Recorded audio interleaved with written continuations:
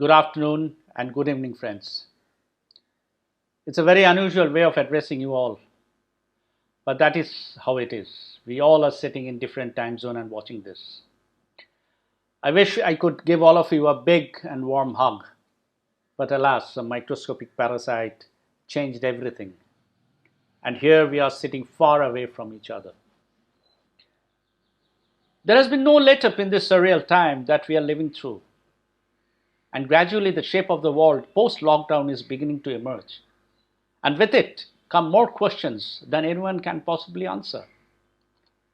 As more and more festivals are rescheduled, postponed, or cancelled, the implications on promoters, artists, staff, and partners continue to mount up. And the music fraternity needs some reassurances which will help to light up their dejected souls. Music Connect Asia began as a dream to create a strong bonding amongst all of us. The dream that each one of us can discover and share our innate creativity. And while doing so, connect to each other as a single community in the most powerful way we know. The artists and creators should be able to share resources and free information through platforms and tools that encourage capacity building projects. Friends, I do not need to tell you how important this day is to all of us. And let me begin by telling all of you how great it is to see that so many of you took out time from your busy schedule to celebrate the power of creativity. Today, all of us together, we are witnessing the opening of the 2020 Asia Music Summit.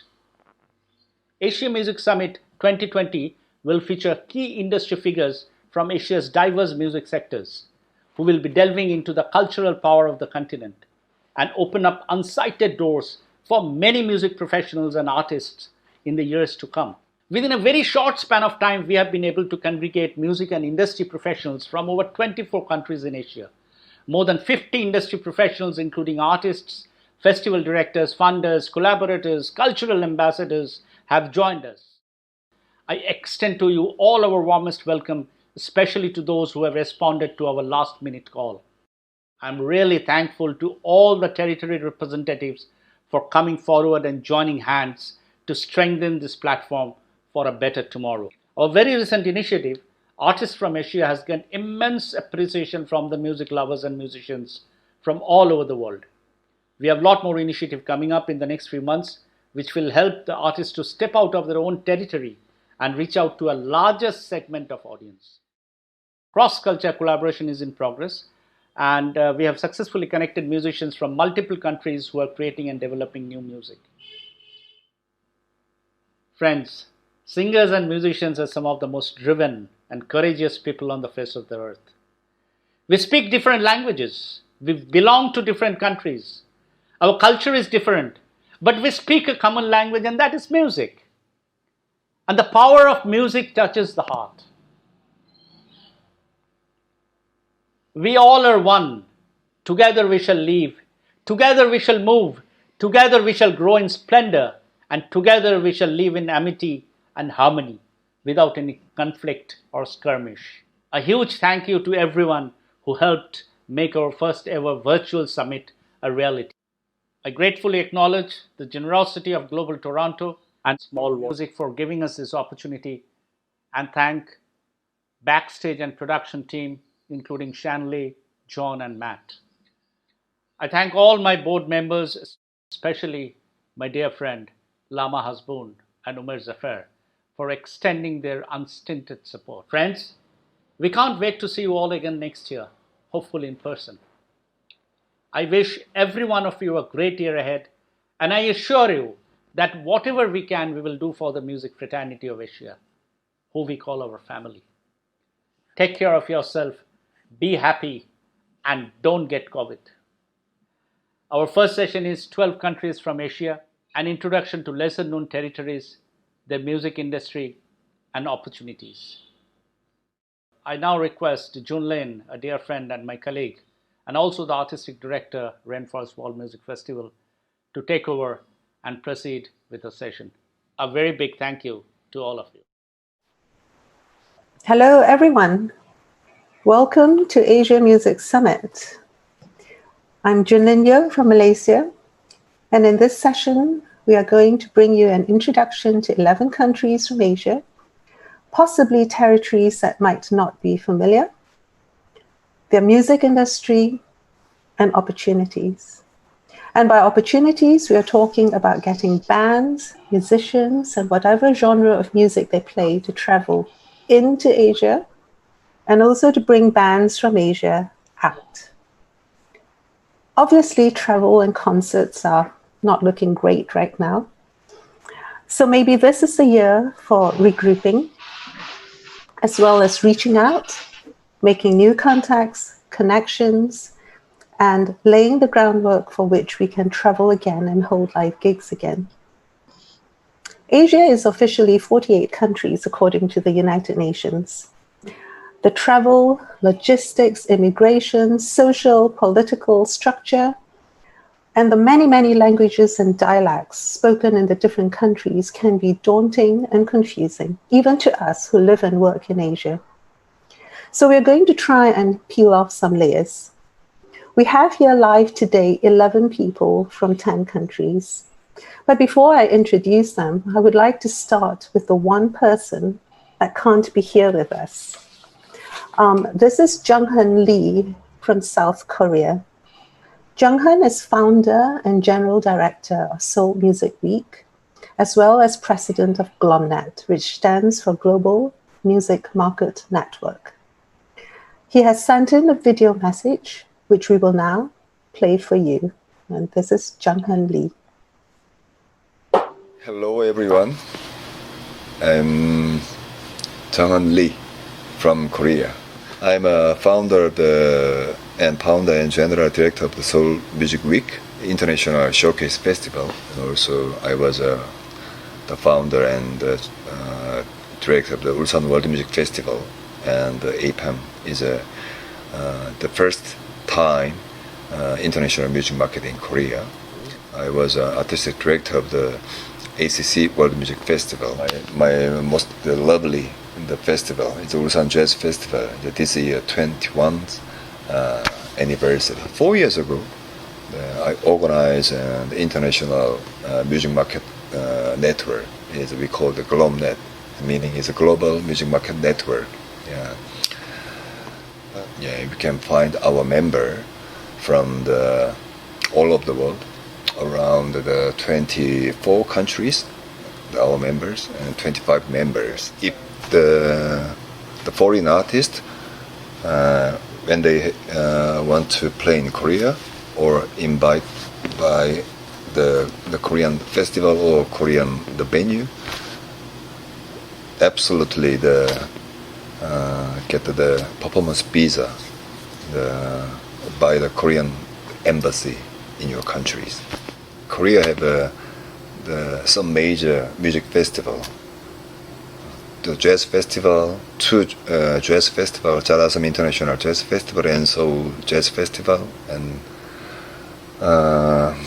Pentapod Rock Festival is mainly is a rock.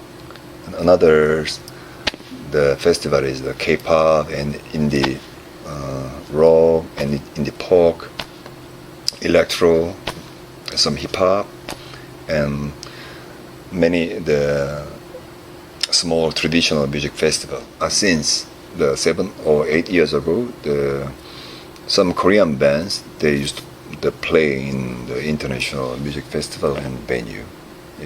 Like Jambinai, Sing Sing, and Akdan Gwangchil, The Tune, Dongyang Gojupa, like this. Yes, in Korean government, the Minister of Culture, Sports and Tourism, they have 3 or 4 major branch for the music and performing art. Mainly is a Korean Art Council. We call it ARCO. Second is the Korea Art Management Service. We call it CAMS. And Korea Creative Content Agency. We call it KOKA. For example, one Korean traditional band, when they have an invitation from the foreign country, the CAMS or article, they used to support to the flight cost and the travel cost and the accommodation. Yeah. They very luckily, so many Korean musicians and artists, they can make their travel cost by our Minister of Culture. It's very luckily. Our elegant ladies, Jonghyun Lee, she sent to the email, or she recommends my mention about the opinion about the collaboration. The successful collaboration is pansori meets flamenco. The Korean traditional music pansori is very close to the flamenco with the mood and the vocal style and spirit, and soul is very close. Not only K-pop, but also the Korean traditional music, or we call the Korean world music. Artists, they used to play frequently to the international festival and venue or the media. That was Jonghyun from South Korea. And please meet now an amazing group of people from different parts of Asia. From a cluster of countries in the Middle East, we have Hannibal Saad from Syria, who is director of Global Week. Hannibal, if you say hello, they will see you. Hello, everyone. That's me. I'm directing Global Week for Syria. From Jordan, Mirna Khalfawi, founder and director of Abrez Music. Hello, pleasure to be here. From Egypt, Ashraf Qafawi, CEO for Da House for Arts and Culture by the Aga Khan Music Initiative. Hello, everyone. It's my pleasure to be here. We also have two women from the UAE, Reem Qassem and Mira El Qassimi, but they don't seem to be here yet, so we'll wait for them for later. Two countries from the Himalayas, from Bhutan, Sonam Dorji, Executive Director of the Music of Bhutan Research Center. Hi, Sonam. Sonam's on mute. But from Nepal, the founder of Echoes in the Valley Festival, Ritsu Tuhadla. Hi, everybody. Can you hear me? Yes, we can. And their close neighbor in India, Eddie Prthviraj, Director of Exodus and Unwind Center. Hey guys, good to see you all. Man, lovely Asian people. Yep. And we have two countries from Southeast Asia. From Indonesia, Franki Raden. Franki? Hi everyone, how you guys doing? Franki is Artistic Director for Lokeswara Festival and the Toraja International Festival. From Malaysia, we have Sam Kumar, founder of One Drum. Hi, Sam. Hi, everyone. Selamat petang. Looking forward to the session today. And from Central Asia, as a collective region, is represented by Husniddin Atto, Director of Oxus Culture. Hello, nice to meet all of you. It's a great honor to be with you. Thank you. Now, Jonghyun, in his video, has mentioned about different kinds of music events, music genres, festivals, music markets, showcase festivals, collaborations, opportunities, and support organizations in Korea. So let's springboard from there and talk about performance opportunities for international musicians if they wanted to do gigs in your country. And since virtual platforms are the key words for this year, I'm going to ask Hannibal to start, as you have virtual platforms open to your performers, yes? Tell us more about this. Well, I had two international festivals in Syria from 2005 to 2010. Then the war broke out, and since then I thought of online platform because there's war, and that's the only way you can go about it if you want to involve Syrian and to kind of do video concert or connect Syrian who spread out all over the world. So I have experience from 2012 actually to work with online and using the power of media. And that is, I made 2 stages, one in Lebanon, one in Netherlands, where I live. And then I asked people around the world who are Syrian to participate with where they are. And we started with 3 cities. It was Amman with Lama Hasboun, our partner since then, and in Beirut and in Amsterdam. And then it grows to 7 and then 10, and then we reach about 35, basically, to ask people to collaborate and to produce a concert where they are, and then we connect it over the media, so on social media.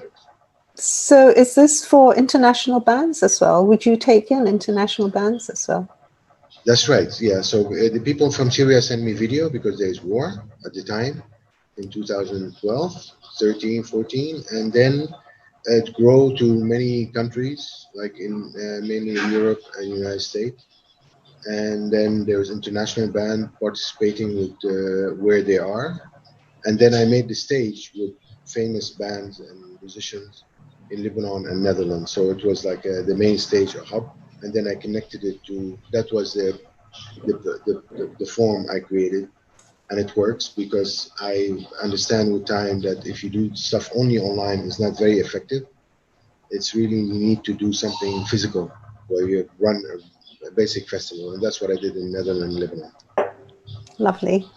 And I see that Reem Qassem has joined us. Reem, are you there? And could you switch your video on? Yes, I am here. We don't see you yet. Your video is off. It will take me a few minutes to be able to switch my video on, so I can answer your question if you would like to, only through audio for the time. Okay, well, I did want to ask you, because after Hannibal, who has been telling us about his online platform as well as physical platform, you too have an online platform for performers that might be interested to be featured. So would you tell us about that? Sure. Yes, it's called basita.live. It's actually going to be live. It's already live, but we will have the first event on the 4th of August. If you wish to check it out, maybe later today, because now we're still working on some technical issues. Maybe at night or tomorrow morning, you will see the live events and you will be able to see how the tickets are being purchased. So the idea of the platform is to present a virtual venue, to create a virtual venue with all the aspects of a real venue or a real theater, where artists can share their creative content online with their audiences globally, virtually, while being able to generate income. So they don't have to put it on the free platforms anymore. And the platform is very secured. We use the same technology as Netflix, where the content, no one can download the content or can screenshot it in any way, because the audience member who is logging in has their IP address appearing as a watermark every couple of minutes on the screen. So we've made everything possible to secure the content, to also protect the copyright of the creative content and the artist. So yeah, the platform functions as a virtual theater or a virtual venue. Types of events that can be hosted on the platform are performances that can be either live, happening in real time, or pre-recorded, archived performances or talks or master classes, workshops, training courses, anything that the artist have and can share with their audiences. Yeah, that's it in brief. Amazing. This is the new way to go. But you also do, okay, before I go on, Reem, apart from Basita, is also performing arts programmer at the Cultural Foundation in Abu Dhabi. Is that live events then? What kind of bands would you bring in? Yes. So in Abu Dhabi, the Cultural Foundation is the first cultural foundation that was established in 1981. It was closed for 11 years for renovations and just reopened last year in September 2019. And we have a children's library, we have galleries and a theater, and 900-seater theater. We program year-round performances of all types. we focus on popular culture. We host pop stars like Muhammad Abdu and the local Gulf Khaliji artists, as well as also international artists. We've hosted performances such as 1001 Night by Caracalla Dance Theatre, Argentinian dance and drumming Che Malambo, contemporary dance by C. Samuel Mathieu, and so many other international performances and young bands as well. So the performances that we host are very diverse because the UAE is a diverse country as well. There are 202 nationalities living in the UAE. So we try also to offer different types of performances, catering to different types of audiences. Terrific, because we are at the moment really targeting musicians and bands from other countries and how they can get gigs in all your countries. So let's move on to the two countries in the Himalayas, Bhutan and Nepal. So wonderful places. How do we get there, and what would you be looking for to bring in to your gigs, to your festivals and other events that might be in your country? Rizu, would you like to start? Yes. Well, we've been bringing in a couple of musicians from like Europe and also from different parts of Asia. And in Nepal, there's basically, let's say like we have like 6 major festivals that takes the pace of the genres that we played would be like world music, folk, world music roots, and then another would be jazz genre. Another would be rock, pop, and metal. So basically, and also a new electronic genre is starting up in Nepal as well. Generally, how to get here is by flight, and the easiest way is through Delhi, or if you're coming through from Europe, then it would be through Doha, or there has to be a transit for sure. And besides that, the country, you can get the visa on arrival in Nepal. This 2020 was supposed to be a Visit Nepal year, but it definitely, Okay. So I'm sure from 2021, they might even pay the artists to come to Nepal rather than. So the visa problem there's no problem at all. You can get a visa on arrival.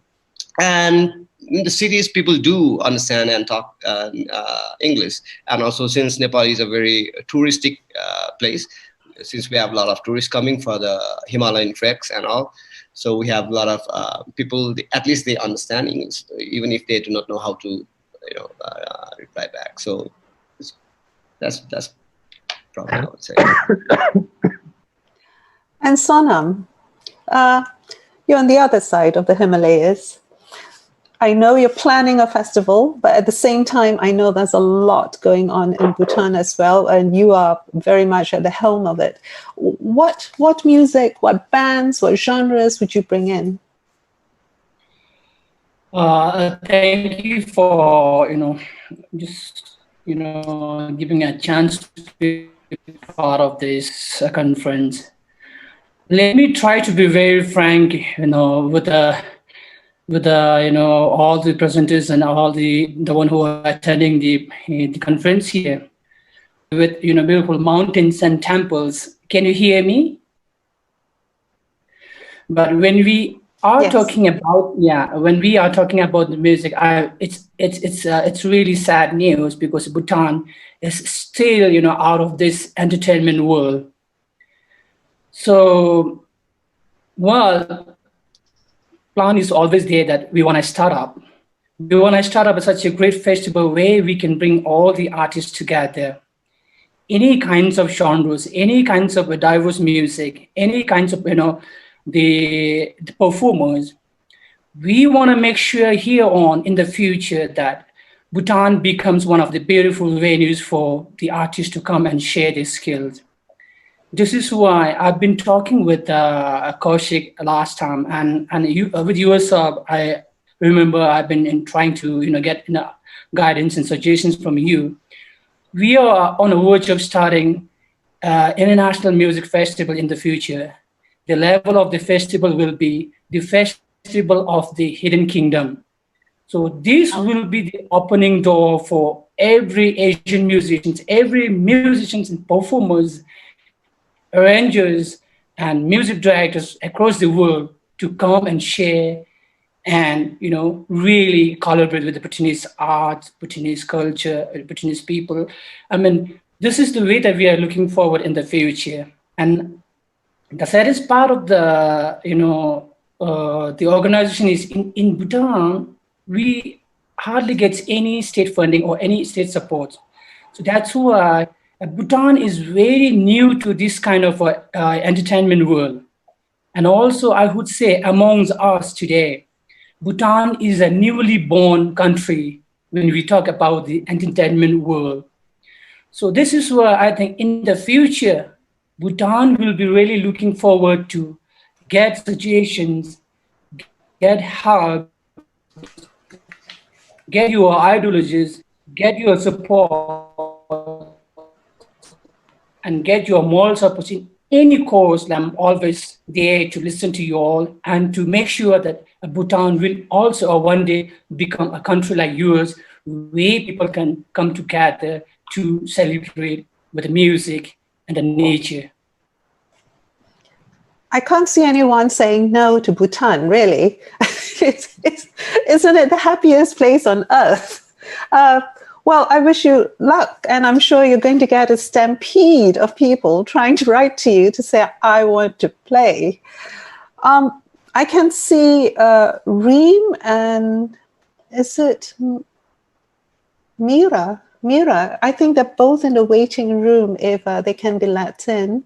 But in the meantime, I will go on to Eddie. Eddie, India. What performers would you be looking for to come to India? And well, what do Indian audiences want to see? Okay, we are driven by the Bollywood culture, as you all guys know that. So, generally I need to stand from my standpoint where, in south of India, what I do is the music festivals. And, for the festivals, what I look for is, very engaging artists because, here festival is considered to be a very sensitive issues and sensitive aspect as such. And when we host a music festival, people look for somebody who's really engaging and vibrant on stage, and especially, how do I put it? Like, any genre would work. From fusion to pop to rock to electronic, all kind of genres, because we have millions of people out here, and varied. They listen to varied genre of music, and it's absolutely fine with any genre. But only one aspect I will look for always is an artist should be very engaging on stage. So, according to you, it's easier to say what music you don't want to come in rather than what you want to come in. It's just about everything. Yeah, we have experimented every genre, from extreme metal to pop rock to folk, from all around the world, from Istanbul to from Zimbabwe, any folk from anywhere from the country, anywhere from the world. We are welcomed very, very well, and we have audience for it. But only one aspect is there are different setups. Like when there is a large setup, then we look for somebody who could engage. When there is an intimate setup, it's absolutely fine that they are very mellow and a singer-songwriter or poetry or anything would do. Yep. Okay, another stampede going there. Southeast Asia. Frankie, you have two festivals, and I know you've had other festivals as well. And Indonesia is just as hungry for bands and acts and every kind of music. But you tell us, what? If I was a musician, a band from another country in Canada and anywhere, Africa, USA, what are the performance opportunities in Indonesia? Well, thank you, Junlin. Well, Indonesia, as you know, is a big market for almost all kind of music. I mean, there are like specific companies who are doing, promoting as promoters in specific music, like, what do you call it, house music and jazz and rock. But those are like more commercial kind of music. So that's been going on for years. They have funding to invite even the most expensive group in the world. They can bring it to Jakarta because Jakarta especially is a big market. But I am specifically not interested in mainstream music, and especially with a very commercial aspect of it, because my field is different. I'm basically a composer and also a musicologist. As a composer, I have my own orchestra, and this orchestra consisting of all indigenous instruments, 45 pieces. We have also smaller ensemble, and this is a platform for what you are talking about collaboration. I always invite musicians from abroad to become a soloist or to do some sort of collaboration with my musician and producing a CD. I have experience working with An Al-Qaeda from Spain, and we produce a Gotrasawa ensemble, and it happened to be in European World Music Chart for months a couple of years ago. That is one of my production we produced together. That's my part as a composer, but as an musicologist, I'm interested of all kind of basically what's called world music, world beat, or whatever the term is now. I got lucky because I got support from Ministry of Tourism and Creative Economy run festival basically across the country. So I have like 6 annual festival across the country, which is focusing only on world music, basically. And that's my part. And those, my festival are not commercial. We don't sell tickets. But of course, because of that, I always lack of funding. But I feel I'm still lucky because I'm able to invite groups from all over the world to come from literally all over the world.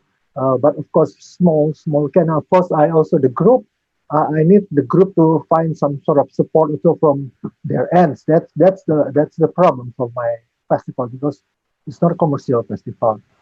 Now that festival, like I have it in Bali, I have it in Toraja, I have it in Jakarta. I use the term world music basically just to be able to accommodate music that I like. Of course, almost doesn't mean anything. But of course, I try to avoid, not necessarily always like that. The mainstream like rock, I don't do rock. But jazz, if interested, an interesting group, especially jazz with ethnic flavor, I love it. So anything with have some cultural root, I like it. Doesn't have to be strictly traditional music. Yeah. So that's basically my interest in as a festival director. So I would love very much to invite whoever would like to come to Indonesia. And I'm right now planning to have what I'm thinking a counterpart of WOMAX, right? So I will be producing Indonesian Music Expo in Bali 2021. I live in Bali, so one of the nicest places in the world. So we're going to do festival, but we will start in June basically, but focusing first on Indonesian music first, to try to expose, but then slowly after we can get real established, and I really open the possibility for other musician group from other country, because I think Asia is such a large market, and yet the central of world music market is in Europe. So we have to do something because it's too expensive and too difficult to bring group from Asia to WOMAX, right? So why don't we just create our own what's so-called WOMAX here? I mean, the counterpart of WOMAX, and we do it because Asia is a very large market. And for world music, the market share is $6.5 billion US. It's no kidding. So it's a big market. So that's the goal, basically. Thank you very much, Junlin. Thank you. So you're talking about artist residencies as well. That's possible. Exactly. For consecutive 3 years. Normally, I do it for a long term until they can produce real good product.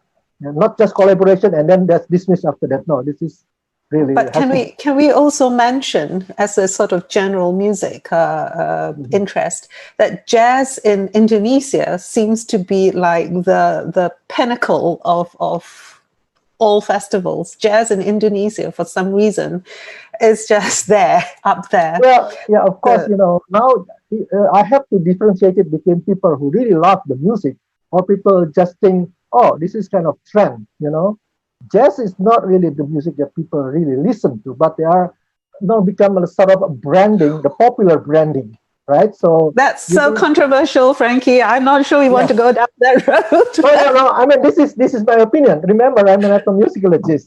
Yeah, of course. But our audience right now, I think, would be we have to think of every kind of musician of every. Don't worry, we have a lot of jazz festivals. Right? I know you do. There are many jazz festivals there, but as I said, do really, if you go to Java Jazz, most of the music are not jazz. But of course, I mean, you can justify whatsoever you call jazz, right? But the thing that's the thing that I don't want to do. I mean, I myself, right? I rather stick with the real music that I presented. I mean, I don't want to get people disappointed. That's my take. Anyhow. Okay. No, absolutely. Very valid. Sam from Malaysia, tell us music opportunities, music venue, not just the big festivals or the big concert events, but also the smaller venues. Are there such things that if I was a musician and I wanted to come into Malaysia to play, tell us. Yeah. So in the recent years, there's been more and more of these smaller venues. A lot of independent venues that have come up, run by independent musicians themselves. They basically use it as their studio. At the same time, it's run for proper smaller concerts. There's been quite a few regional bands that have been coming in. I mean, obviously with travel, it really helps. The location in Kuala Lumpur, there's flights from Kuala Lumpur to most of the states in Malaysia, including to Borneo as well, where the Rainforest is held. With AirAsia, there's flights to all the Southeast Asia countries, so that obviously helps in terms of costing as well. Yeah, but the venue as well, there's been some challenges recently with obviously a lot of these venues, because they run independent, they fully rely on concerts and events to manage the place.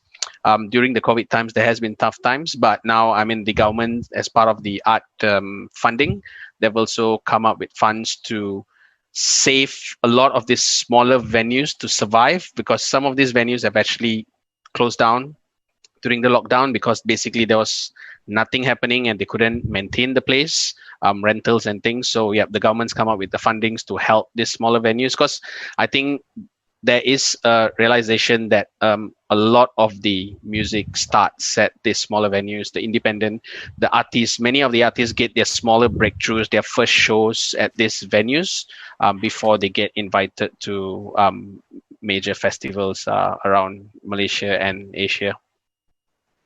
Okay, so we hope everybody survives, really. It's just such a difficult time, but we'll come to the COVID later. Let's just talk about international bands are welcome to your country. Mira, welcome. We can see you now. Do you want to add a few things about what? No, I'll come back to you, because we're going to talk about export of bands in a minute. Mirna is who I'm targeting. Mirna, will you bring bands, international bands, in to Jordan? Hi. Yes, of course, normally under normal circumstances, there are a few festivals that do bring in international acts, but festival-wise, that is fewer than individually organized concerts. In terms of festivals who bring in international acts, we have Jarash Festival, which is an annual governmentally organized festival, which has seen many international acts on its Roman historical theater stages. And of course, We also have Amman Jazz Festival, and we have Al Balad Music Festival. But mainly in Jordan, yearly there are big waves of annually organized concerts, more commonly than festivals. So it's more of a case-by-case basis then. But yes, there are a few specialized and very experienced companies who organize for international artists coming in. Great. So opportunities there. Everybody, I think everybody's contacts are going to be on Global Toronto's website. So bands who want to play will know who to contact. I want to move on. So we're talking about bands coming in. Let's talk about bands going out of Asia to play. Ashraf, I'm going to come to you in a minute, but let me just talk to Husniddin first, because Husniddin is here. No doubt he is based in Uzbekistan, but he is representing the whole of Central Asia for now. Brave man, 5 countries there. Husniddin, I know you have bands of your own as well, and you have a really great hold and knowledge of musicians from Central Asia. Tell us, if I was a programmer and I wanted to get bands out to play at my event, what would be the best way? How do I get to contacts? How do I get to information? Is there a chance I can see the bands live? Are there music markets, showcase festivals?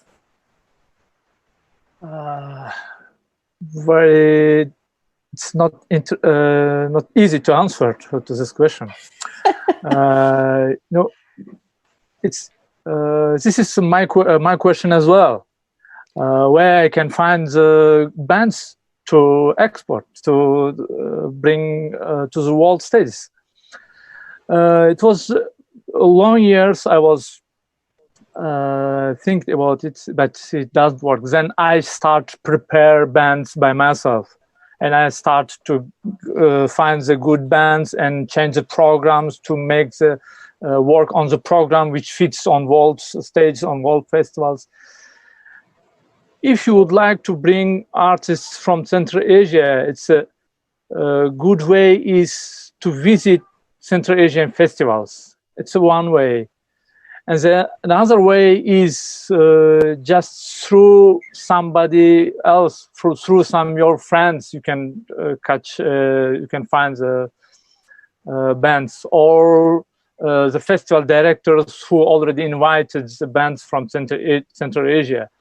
Unfortunately, it's difficult even to find from internet, to Google it, to find the good bands from internet. Even you can find them, but it's difficult to find their contacts.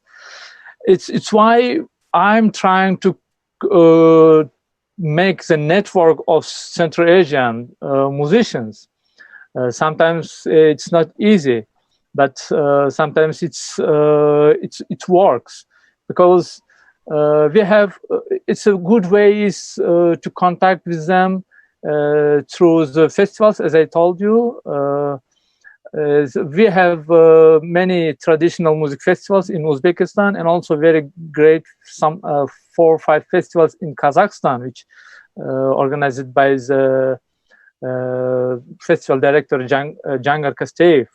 Maybe you have heard about the Tangri Fest. Tangri, amazing festival. Yes, amazing festival. Yes, and also they have dance festival, and unfortunately, yes, they started last year the kind of music meeting of music professionals, world music professionals in Kazakhstan, and in Uzbekistan. From next year, the Uzbekistan government, Ministry of Culture, preparing to organize a music fair, music expo during the International Music Festival, which will be organized in Uzbekistan.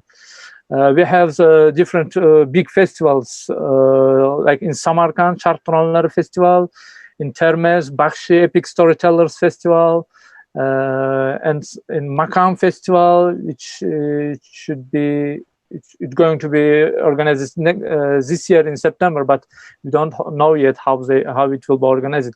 And during this festival, they're planning to organize showcase festivals, and I think it gives more opportunity for delegates to choose the live, to choose the bands from Uzbekistan, from Central Asia, during the their performance. Well, we look forward to that. And in the meantime, you are our friend at the moment in Central Asia that we're going to contact.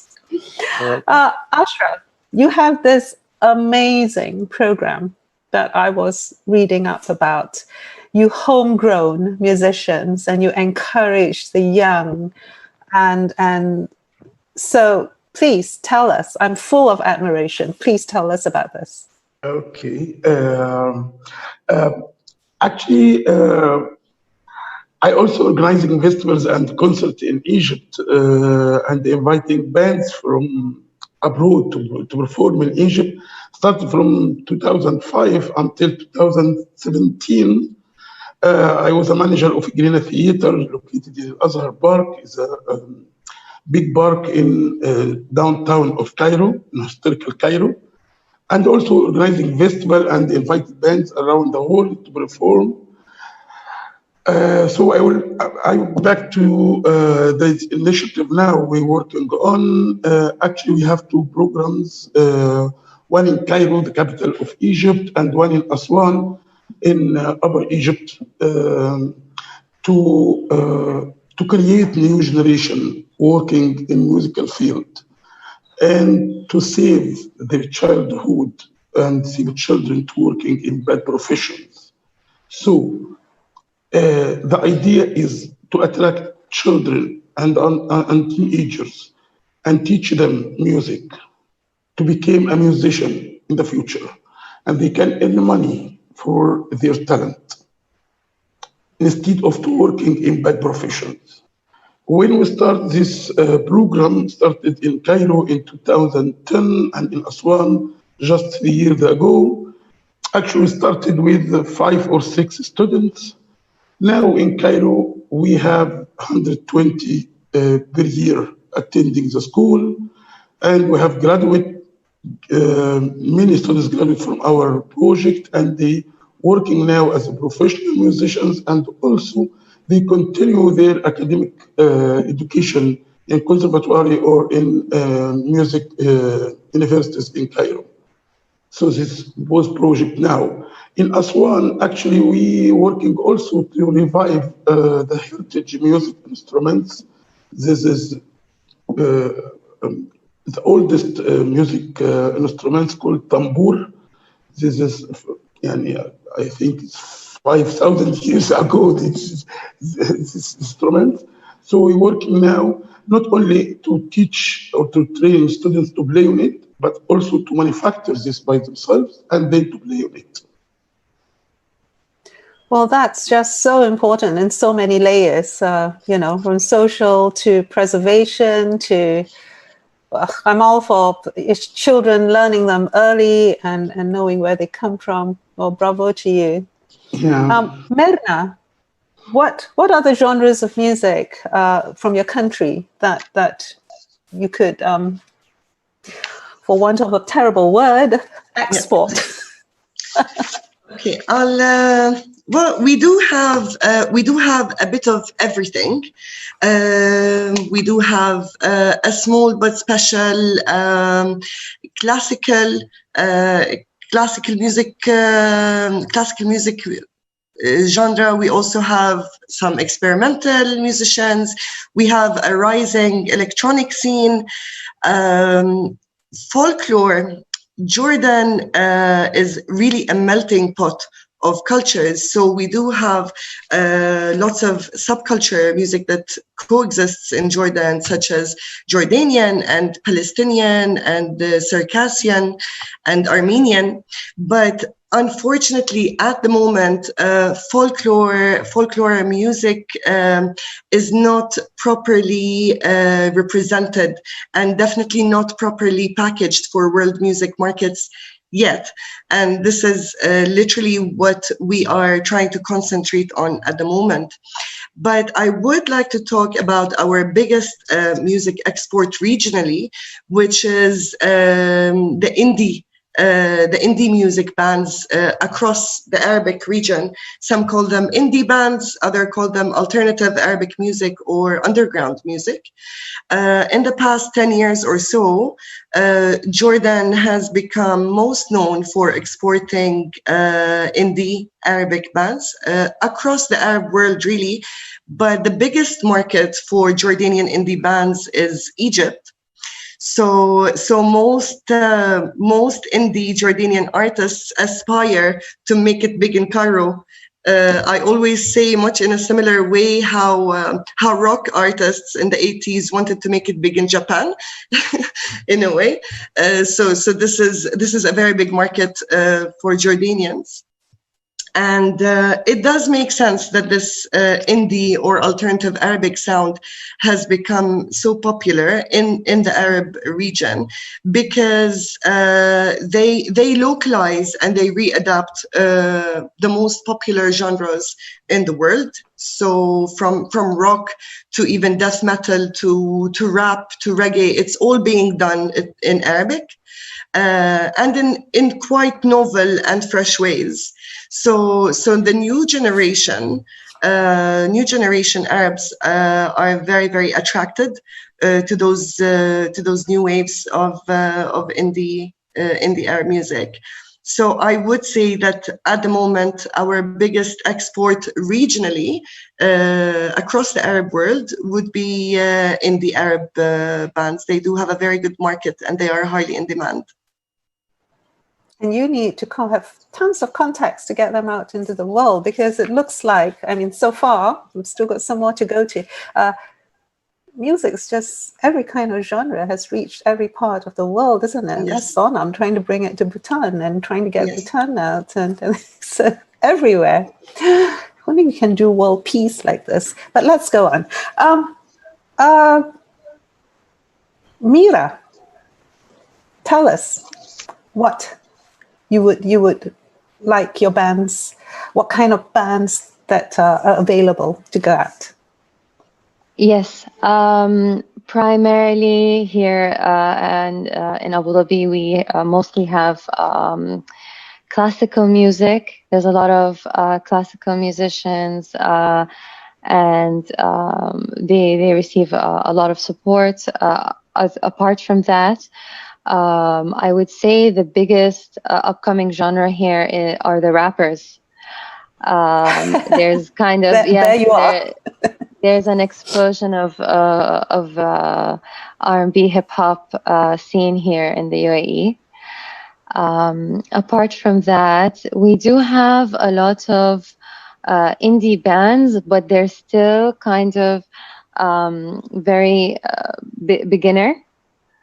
And the same thing with the rock band. Actually, it's we do historically have kind of a community for that, but it's very niche to the point where if someone wants to kind of aspire to be a rock star, he would have to go on tours outside the country, because the audience here isn't that big enough for it. And the journey of the artist is usually kind of they start out as a bedroom artist, and then kind of they start with very how do I explain it, kind of gigs, intimate gigs, and then after that they would either try to represent themselves, and then they find their own whole world of struggles with that. Otherwise, you could find some of these bands through some agencies. However, a lot of our agencies here are very, how do I say it? They don't package the person as a talent that needs to grow, but more like I am supplying entertainment for your party kind of thing. We do have some labels, you know, we have Universal Mina, we have Sony, but of course the labels are very selective, so you get the majority of these upcoming artists trying to represent themselves. And I guess a good way for a person to find these artists is to either contact a label agent or an agency. But if you really want to actually see kind of the variety of the performance here, you can check out kind of, we have a lot of festivals, a lot of different festivals that happen in the UAE.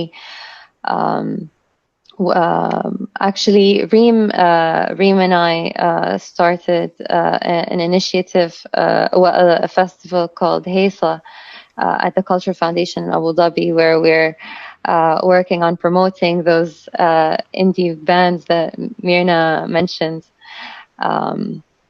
And I hope I didn't miss out a genre, but that's my answer for now. I can see Reem kind of waiting. Reem, can you hear us? You're on mute, by the way. We don't see your video. Yes, I am here. But we can hear you. Lovely. Maybe you would like to add to that, since you're in the UAE as well. So my question is, indie bands, rap bands, pop, mainstream bands, if you came from the UAE, for example, would it be colored by an Arabic color? Because no. if I'm a programmer and you would do a Western rap or Western hip hop, how, I suppose I'm coming from a programmer's point of view, what is the difference then if I were to find a band from your area that does rap than a band that's doing rap in America or in India? Would there be a difference? Would there be something unusual? Well, the only difference that I would find is that bands from our area would maybe add Arabic to their performance, but they all perfectly perform in so many other languages. And because the education here is very diverse, and there are lots of young people and artists who speak so many languages. So I don't really feel that there could be a big difference between artists or rappers coming from our region and from abroad. On the contrary, we just had one of the local artists, the local rappers at the Culture Foundation, who performed in both Arabic and English. Well, I have heard quite a lot of Arabic-colored pop and hip-hop. I mean, even though they emulate themselves to a Western artist, I hear tinges of color, which I like because it makes it unusual, you know, it makes it different. Eddie, India. So many artists. Tell us. Oh, well. How do we get to know the artists? How do we find them? Music markets? You, as our friend in India? How? There are so many agencies and there are so many markets which happens in Bombay and Delhi and places like that. And South, there is only a couple of market which happens. And of course, there are very good agencies representing artists from India, especially because it's better to go that way, that route. The reason why is then, we could manage a couple of, there are, if in case crisis rises, we'll be able to manage them. We'll be able to choose and advise you who to work with and who to not. The simple reason is all the bands are not cooperative. How the artists, some of them are very sensitive. Some of them, easy to work abroad. Some of them easy to work only domestically, and we know the best. So we would advise you to who to go with and who not to. Yeah. That's why we're here. That's why we're here. Now, Sonam, you know just about every Bhutanese musician there. So, but how do we get to hear them? How do we get to know about them? Sonam, you're on mute. Sonam, you have to unmute yourself. Okay. The very easiest way to get connected with the bands in Bhutan, I think it's me, through me, that you can get more ideas how to do it and where to contact, whom to approach. And I'm the only one who does, in-depth research, and also who has been really promoting and giving platforms for those artists across the country. And well, yes, you've been in the research center, Yeah, and I've been doing research for almost now 14 years. And I'm very much, aware of the different genres in the country. What are the beautiful musics existed in the country, and which are the music that needs to be get exposed to the world? So yes, there are so many bands in the country. We have local bands, the folklores, the folk musician band, and also we have so many bands who proclaims that they are also a Western artist type, who has their own things. And like Mirna said, we also have the new contacts in Bhutanese. We have youths now coming up with their own version of, rap songs. And also we have the varieties of diverse musical songs, musical instruments. We have so many max dances, which can be a beautiful part of your events.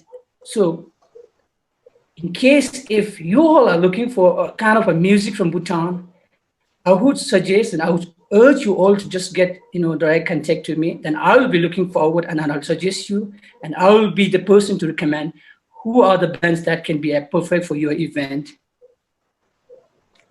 Lovely, lovely, lovely.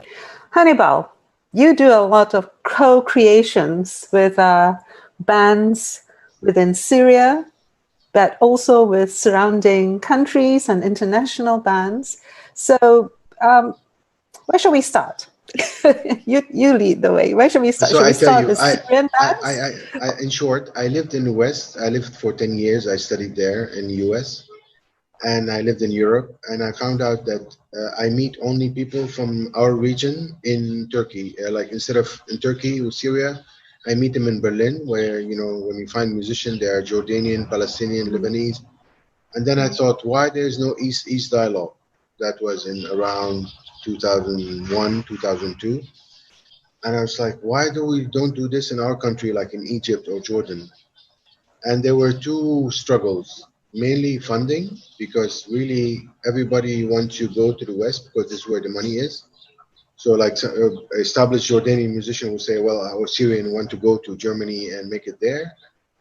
And then I thought maybe there is a way to find a way to find a solution to this issue.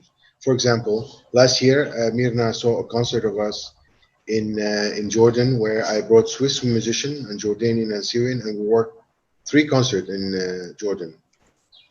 And so there is a way. It's hard, but there is a way. But this is what we are about, right? To find East dialogue or work within Asia. And where the money is with Goethe Institute and French Culture Center and the Swiss and the Norwegian and the Austrian, and they have export center. And all our country, they do not. So you suffer, sort of thing. And now it's getting worse for me because now there's war in my country. So, but then there's a solution always, is to be creative in finding, like Franki said, find a way to bring something unusual, bring something for your own culture. And like, for example, what Mirna said, that there is about Jordan, or what Ashraf said about, a special musician with a special talent, and they carry very wonderful culture where they come from, with either instrument or music or sound or language, and you try to co-create it in a way and then build it. It's interesting, but it's like, you're making your own special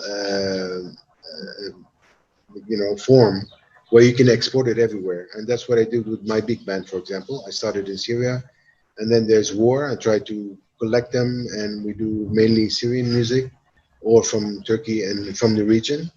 And I put together Iranian, Turkish, Indian musician in the form, and we try to take that form and apply it in many countries. So I did it in many European countries, for example, where you have a local band from, let's say, Austria or Switzerland or something, and then I bring the arrangement and a musician and a soloist, and bring other forms to it and make it happen.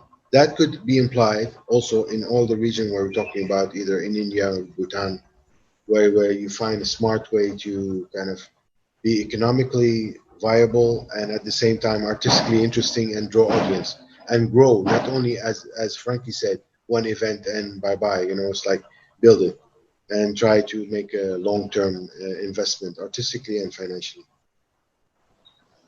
Well, that you're at war and still doing all this, we take our hats off to you. And I know that your Syrian musicians are actually spread throughout the world, aren't they? But you are still in touch. And so we get Syrian bands in, and it is very heartwarming. But a lot of them don't live in Syria. So, but I'm sure you have your finger on the pulse of every one of them. So we would want to keep very much closely in touch with you. Ritsu, how about getting bands from Nepal? What kind of genres? What kind of possibilities to hear them first? I mean, you and Bhutan, Sonam especially, and of course Husniddin in Central Asia. It's just so... It's so remote that it's wonderful. Everyone wants bands from there. But at the same time, it's so difficult to get to. Help. Yeah, actually, Nepali music has been, very much influenced by Bollywood, like our friend Edison said, like in India. But like since early 2000 or late 90s, the Nepali youngsters started to go very much into the rock genre. So we have a lot of rock, but at the same time, now the new generation is kind of waking up towards like our own ethnic instruments and folklores. And but the thing is, like, there are a handful of bands that have been able to package themselves as an performing art. Basically, these are the songs are not only the folk songs, but like the traditional music that people play every evening. They do not actually realize that they are musicians. It becomes just a part of their daily life, just like brushing a tooth in the morning. So in the evening, they all sit together and play music. So these are all the music that's been transmitting through generations by generations, but doesn't have any archival or any documentation.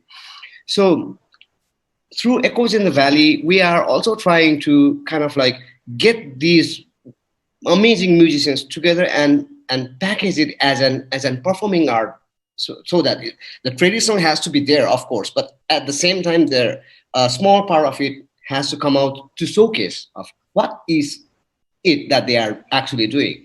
So we are working on that, and there are some bands that has been traveling in world music festivals around, especially in Europe, not much in Asia, and a lot of rock bands who goes abroad and plays for the Nepali communities living in, let's say, US or so those are there. But yeah, if you are looking for Nepali flavor bands, we are definitely coming up. Like our friend Sonam said, we've been, as he's doing in his Bhutan, Nepali is also very, very, like, we are just very new, and definitely there's no help at all from government.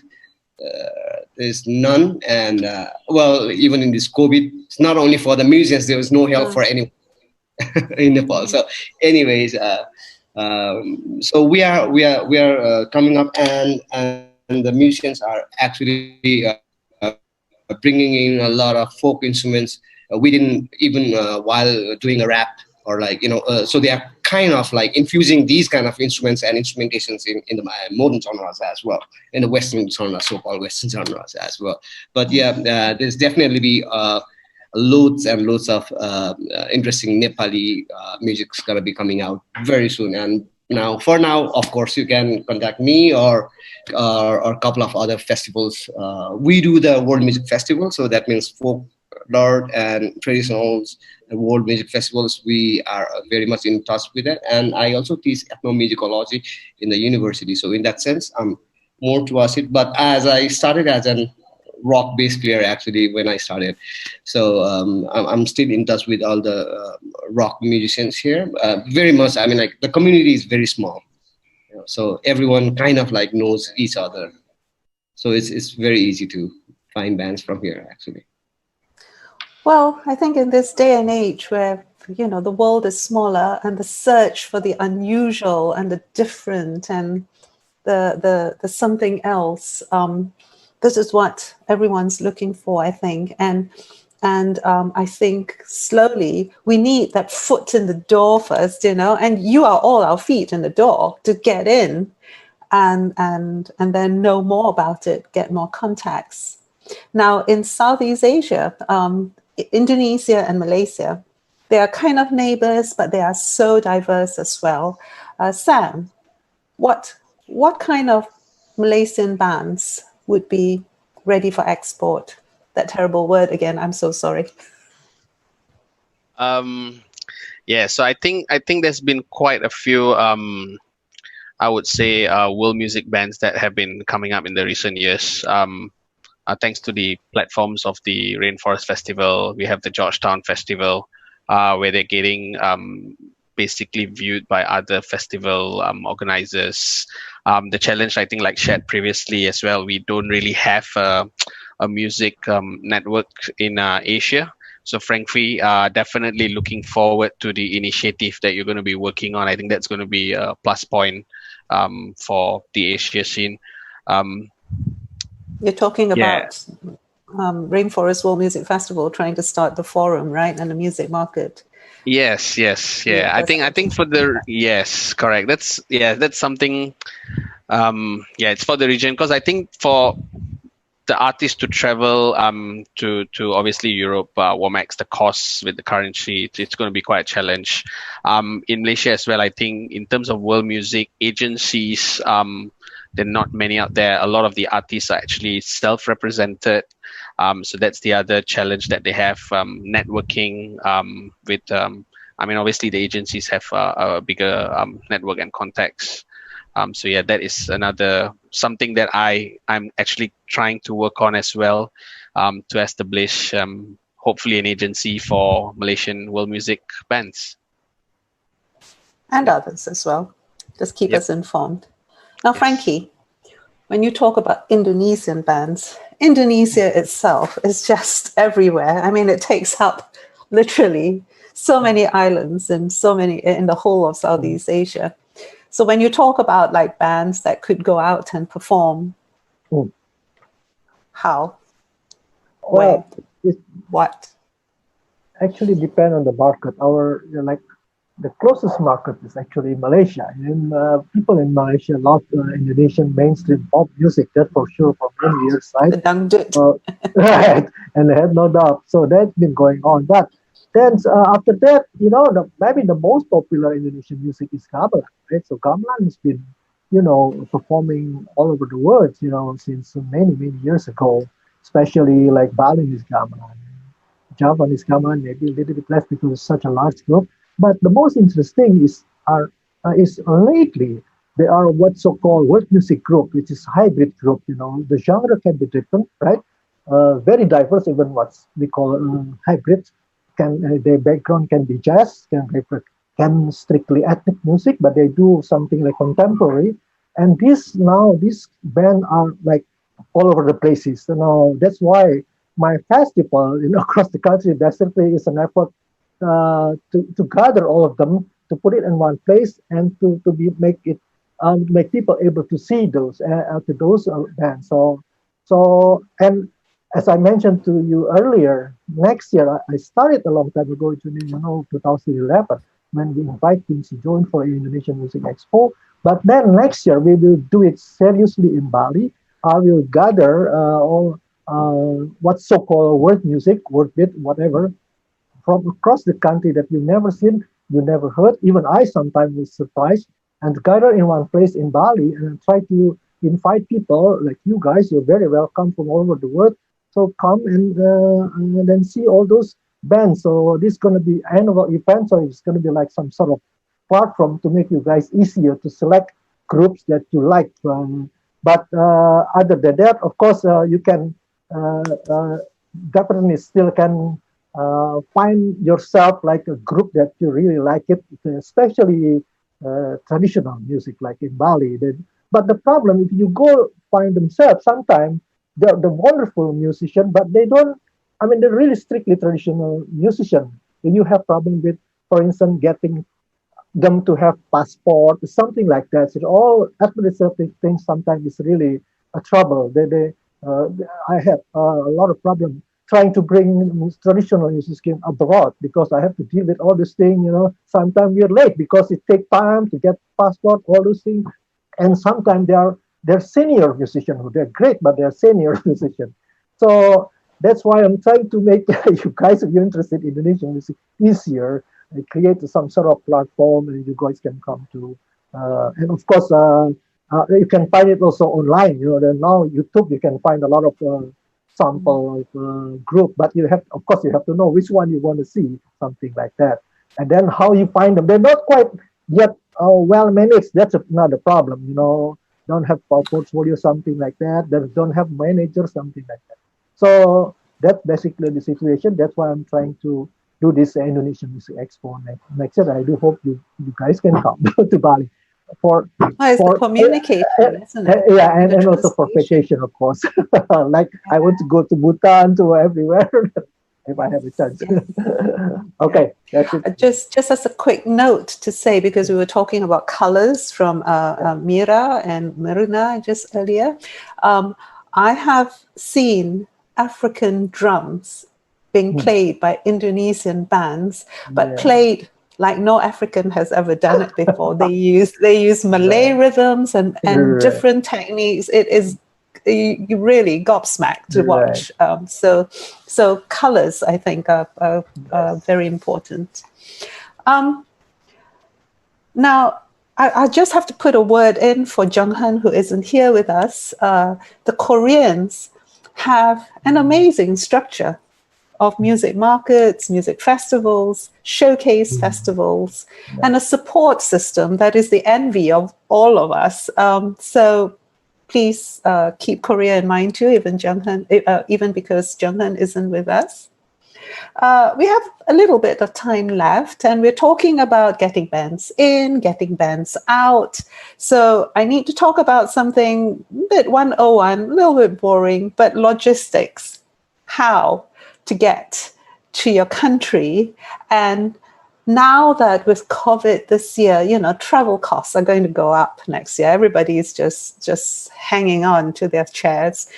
It would make sense that we try and link up areas and regions. I know it's difficult. I know some of us have been trying for years, but let's try again. We have the Middle East, and then we have India, Nepal, Bhutan in the middle. We have Central Asia in the north. We have Southeast Asia, and then we have East Asia, where Korea, Japan is. Is there a way of our festivals, even in or events, even in the same period? Does climate play a part in this? Because in East Asia, Korea, Japan, they have quite extreme summers and winters. In Southeast Asia and India, it's hot and wet or hot and dry. It's important.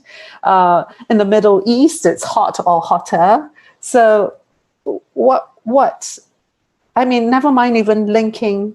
Let's start with the Middle East. Mira, Ashraf, Hannibal, Mirna, Reem, we still can't see you. Oh dear. Now you are UAE, you are Egypt, you are Jordan, Syria,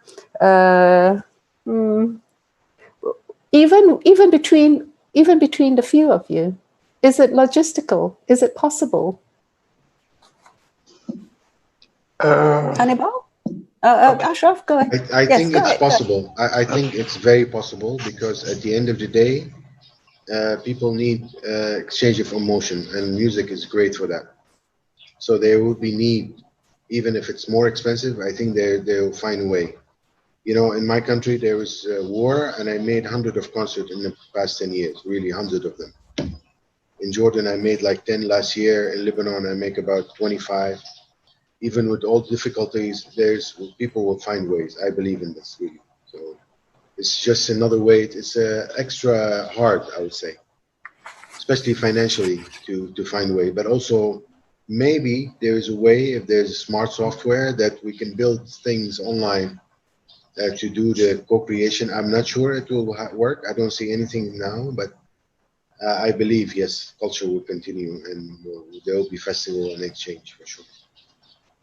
Because it's a coordination between everybody, isn't it? Ashraf, you were going to say something earlier.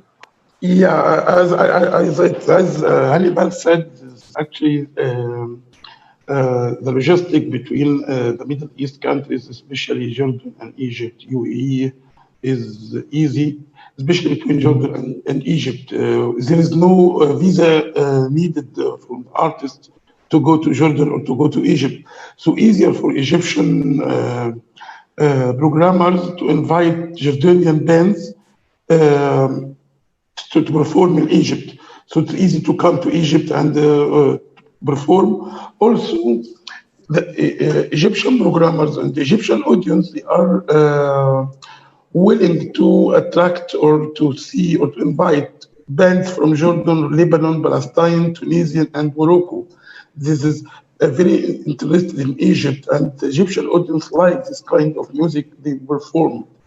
The problem with Asia is the distance is there so far, and also it's expensive for flights, for blah, blah, blah, blah, blah, blah. But for the Middle East, it's easier for logistics, cheaper, and also the culture is same. That's why the Egyptian audience and the programmer easier to invite bands from Jordan or from Lebanon or from the Middle East more than another countries. Well, if I was a Canadian band or an American band or an African band, the three main airlines that seem to fly there is Emirates, Qatar, Etihad, isn't it? So is that the three main gateways to get in and then spread open and then do internal travel?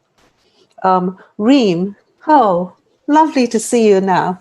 Reem, you're the UAE, you're in Abu Dhabi, and that's the home of Etihad, isn't it? Yes. You and Mira. So is that a gateway? Is that a good gateway to get into the Middle East before doing internal travels? For me, when I used to live in Egypt, I felt it was easier because flights are shorter and flight connections were more convenient for me. But it's very, very easy to get anywhere from Abu Dhabi, and flights are available and they are very, very comfortable. I don't see any challenges in getting where you want to go. And honestly, in our work as well, traveling is a basic need. It's not something that you do only when you have to, but no, it's a basic need. Because otherwise we won't be able to program performances. We have to see the performances, we have to meet the people, interact with people in real life, and then program performances and be able to work with them and build long-term partnerships and relationships. And we hope it comes back soon. Ritsu had already mentioned that to get to Nepal, and Sonam to get to Bhutan, India seems to be a big gateway, isn't it? So visas, tell us more, the three of you. Eddie, How is it easy? Would you work together? Would you be able to do an internal travel scheme? Like if I'm a band from Europe, Canada, America? Absolutely. I've already worked with Nepal Himalayans Blues Festival. I don't know whether my friend recognizes it. I've hosted the Himalayan Blues Festival in India, around Chennai, Bombay, and other cities. But after the earthquake, I couldn't go further. But since we don't have a visa problem with Nepal and Bhutan, I haven't worked with Bhutan yet. And you must, because we all want to get there. Yes, that's our focus. Gateway it's from anywhere from the world. Easily they could land in Bombay or Delhi. There are the major gateways of India, and of course the other cities also easily connectable from on the domestic side of it. There's a whole lot of air routes and rail routes, and once you land in India, it's very, very easy to connect with any other cities and even the smaller towns too. So we have. Yeah, please go ahead. Is it easy to, if I'm a band and I want to do, I don't want to fly all the way just to do one gig. Is it easy to connect? No, if I have to talk for myself, if I'm inviting a band, I'll definitely do a plan that would minimum of 5 gigs that is covering all the cities. And I would start, if the band could land in Chennai, that means that I would choose the closest city, the next and the next and the next that goes that way, and cover the whole, as much as possible. And exiting, if it is if the band is coming from anywhere which the connectivity is less, but we have exit very much out from Delhi. There are a lot of flights which I can't name, but there are so many flights go out of Delhi. There's so many flights go out of Bombay. So that is not going to be a problem for any band from anywhere in the world, I would say. Great, because I think this session is kind of mainly aimed to musicians or programmers or managers and agents, and they would want to know how, where, what, when, all these. And I think this is very, very important. Can I just go to Ritu? Yes. Yeah, and through Music Connect Asia, we are also trying to make this route for the artists whoever is traveling to Asia, for example, India, Nepal, Bhutan, so that we can, it'll be easier for the artists as well to have the more ideas rather than just coming there for a couple of gigs and then going back. And at the same time, the condition of Nepal is, even though the artists, they come and play, what they usually do is they buy their own flights, because even the Nepalese festivals can host the artists when they are here, but the festivals here, even if they are ticketed festivals, won't be able to pay much. That'd be totally negligible according to how much it is usually being paid in the world music markets. And in my festival, Echoes in the Valley, it's no ticket, and we raise money within the community to make this festival happen. And the government doesn't. So it is big problem when it comes to the monetary thing, the salary for the artist thing. But I think we have to do this step by step. First we get the connections, and then we work out the nitty gritty. But it is good to know. We have only a few minutes left, so I'm sorry. I'm just going to have to rush to just Indonesia and Malaysia. Is it possible to do? You have the same kind of. Actually, I'm going to speak on your behalf, because I want to just get Husniddin in before we leave. Indonesia, I think Singapore, Kuala Lumpur, Jakarta are the best places to link to, and Bali, of course. right? So if big flights, you all have the same climate. so when it's good for one, it's going to be good for the other. So I think a possible internal tour, and even Thailand, Singapore, is all very accessible and near. Okay, can I just go quickly to Husniddin? Husniddin, five huge countries in Central Asia for you. Just tell us in 2 minutes. Go. Okay. We have all borders. In Uzbekistan have borders with all 4 countries. The good way is coming to Central Asia and departing from the region is from Kazakhstan and from Uzbekistan. It's airports Astana, Almaty is Kazakhstan, and Tashkent in Uzbekistan. It's difficult for logistically to play a concert for whole region, but it's possible. It is possible. Yeah. But your festivals and events, would they be in a specific part of the year, or are they scattered? For traveling, for concerts from April until mid-October, until October, it's okay. But the festival is mostly in summertime. As one is in beginning of April, and May, June, July, August, September, like this period. That's quite a long summer. Yeah, but it's possible to organize the tours, but we never did anybody such tour. I cannot remember. Only Exikland band, I think it was 2001 or 2002. Exikland band made this 5 countries tour, and the rest of them I don't remember. But it's possible. Are you talking Exikland? Exikland is in the Mongolian band. Mongolian band, yes. Mongolian Germany. band based in Germany. Yes, exactly. And they're the only one. No. Yes. We need more. Rest bands they had only for 2 countries, 3 countries, or 4. Unfortunately I don't remember for who played for 4 countries in the same time period. But it's possible. The visas is no problem, except Turkmenistan. If you need to go to play to Turkmenistan, you should get a visa from the countries where the based Turkmenistan embassy. Or I didn't check yet. This is a good question. Or I will check from the Turkmenistan embassy in Tashkent. I think it will be possible. Flight transportation, it's a bit difficult because of time, but land transportation, it's possible. By car, you can travel whole 5 countries.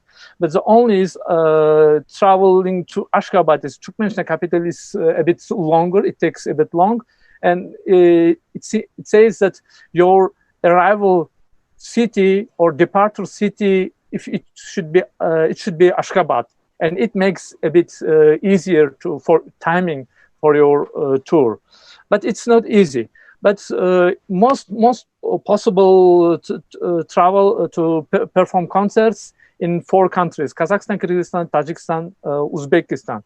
But the problem is with support. Unfortunately, there is no tradition to playing concerts with tickets for international bands. Unfortunately, only if there is a stars, only for pop stars, it's possible. But unfortunately, for world music. With audience of 200, 300 people, it doesn't get. You cannot cover the costs, unfortunately. And also, if you have buses support, then it's possible to make this 4 country, or let's hope 5 countries tour. Well, little steps, and hopefully it will grow from here. I was going to ask you, I think we've run out of time. I was going to ask you all, how are you all doing in your own countries in this very strange and terrible time? But we're probably going to have to stop soon.